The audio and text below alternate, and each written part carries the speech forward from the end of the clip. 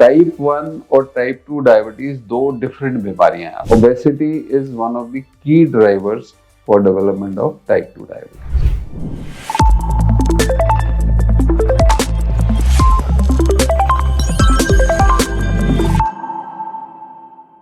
हमारे बहुत से व्यूअर्स जो जानना चाहते हैं और एक डाउट हमेशा सबके मन में होता है कि टाइप 1 एंड टाइप 2 डायबिटीज में डिफरेंस क्या है।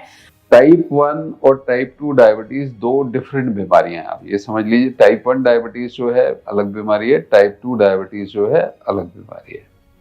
अब दोनों डायबिटीज में क्यों कैटेगराइज होती है? क्योंकि दोनों ही कंडीशन में खून में आपके शुगर का लेवल बढ़ा होता है और जिसकी वजह से आपको कॉम्प्लिकेशन होती है।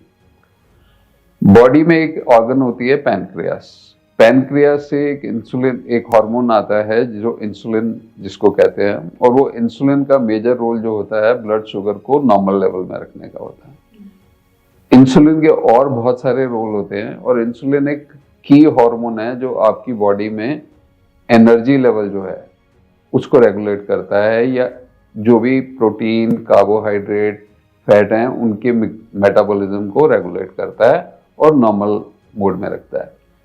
पहले हम सोचते थे कि खाली इंसुलिन की वजह से ये सब होता है, बट अब हमें पता है कि और भी बहुत सारे मैकेनिज्म्स हैं जो कंट्रीब्यूट करते हैं डायबिटीज को।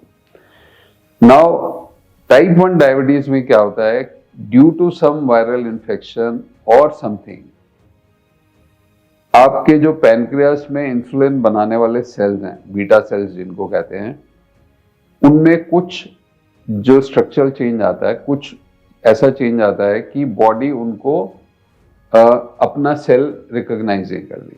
बॉडी का एक सिस्टम होता है कि बॉडी के जो नॉर्मल सेल्स हैं उनके अगेंस्ट बॉडी कभी रिएक्ट नहीं करती, बट अगर आपकी बॉडी में जैसे बैक्टीरिया या वायरस को इन्फेक्शन आता है, या फॉर दैट मैटर किसी को ट्रांसप्लांट करते हैं, तो बॉडी इमीडिएटली उसके अगेंस्ट इम्यूनिटी डेवलप करती है, उसको डिस्ट्रॉय कर देती है। ये बॉडी का डिफेंस मैकेनिज्म है। अगर बॉडी फॉरेन सेल को रिकॉग्नाइज नहीं करेगी तो बॉडी, मतलब कोई भी बैक्टीरिया आएगा आपको डैमेज करेगा, आप उसका क्या करोगे? सो बॉडी का डिफेंस मैकेनिज्म है कि वो इमीडिएटली आइडेंटिफाई करके उसको डिस्ट्रॉय करती है, अपने सेल्स के अगेंस्ट इम्यूनिटी नहीं डेवलप करती। बट कुछ वायरल इन्फेक्शन या कुछ ऐसी चीजें जो बीटा सेल को, आप body fails to recognize beta cells as its own cells, so it develops auto immunity against beta cells. So this is called autoimmunity, अपने ही अगेंस्ट इम्यूनिटी डेवलप हो जाती है, तो उसकी वजह से बीटा सेल्स डिस्ट्रॉय हो जाते हैं। अब बीटा सेल्स जो इंसुलिन बनाते हैं वो डिस्ट्रक्शन की वजह से इंसुलिन सडनली आपका कम हो जाता है। ये नॉर्मली बच्चों में होता है, 5 से 15 साल 20 साल की एज के अंदर मोस्टली, और ये एक्यूट ऑनसेट होता है।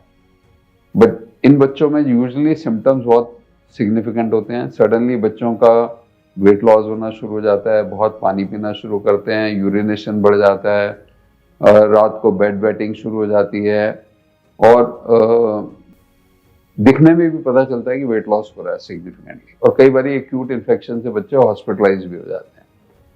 तो इन बच्चों में जो मेन डिफेक्ट होता है कि बीटा सेल डैमेज हो गए, और इतने डैमेज हो गए कि इंसुलिन की डेफिशिएंसी उस लेवल पे आ गई कि आपके पास नॉर्मल ग्लूकोज मेंटेन ही नहीं हो रहा, और इसका ट्रीटमेंट सिर्फ इंसुलिन है। बच्चों को इंसुलिन ही देना है आपको, बिना इंसुलिन के ये बच्चे सरवाइव नहीं कर सकते। Insulin is a life saving drug for these children. इसका सिमिलर पैटर्न कुछ एडल्ट्स में भी देखने को मिलता है, उसको हम एक डिफरेंट कैटेगरी कहते हैं, लाडा होती है, बट हम उस डिटेल में नहीं जाएंगे। जो टाइप 1 है उसमें बेसिकली पैनक्रियास में जो बीटा सेल्स हैं इंसुलिन बनाते हैं, उनकी डिस्ट्रक्शन की वजह से इंसुलिन खत्म हो जाता है। अब टाइप 2 में क्या होता है?